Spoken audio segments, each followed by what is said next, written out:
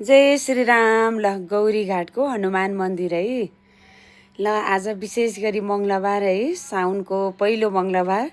ल हजुरहरूले आज गौरी घाटको हनुमान मन्दिरको दर्शन गर्नु होला है। ल हेर्नुहोस् त यहाँ हनुमानको यो दिव्य मूर्ति कस्तो राम्रो छ। ल है त साथीहरू, ल दर्शन गर्नुहोस्। ल आज विशेष गरी मङ्गलबार पनि हो है। अनि यता चाहिँ हुनुहुन्छ बागमती गङ्गा। कति मजाले बग्नु भएको छ, सललल बग्नु भएको छ बागमती गङ्गा है।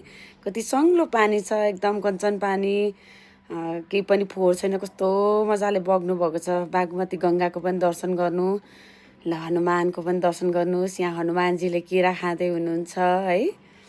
ल यहाँ शिवजी हुनुहुन्छ, यता बागमती, यहाँ हनुमानजीहरू टन्नै केरा स्याउहरू खाँदै हुनुहुन्छ है। अनि यहाँ चाहिँ साथीहरू गौरी घाट भन्ने बित्तिकै यो गौरी माताको मूर्ति हो है। यहाँ चाहिँ हजुरहरूले स्वस्तानी बुकमा पनि छ, कथामा पनि छ, सुन्नुभएको होला।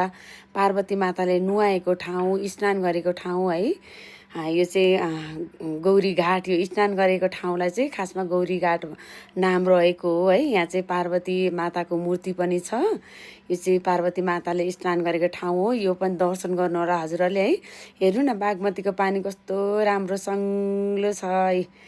ल यसरी मजाले बागमती बग्नु भएको छ, फोहोर आज केही पनि छैन। यता पारी, यता यो बागमती बग्दै जानुभएको छ पशुपतिनाथतिर है। हेर्नुहोस् त कति मजाले बग्नु भएको छ। ल हनुमानजी के खाँदै हुनुहुन्छ।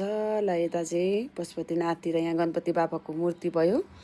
अनि यो माथि जङ्गल छ, कैलाश डाँडा है। यहाँबाट चाहिँ ठ्याक्कै पशुपतिनाथ पुगिन्छ। यो जङ्गल कस्तो राम्रो छ। ल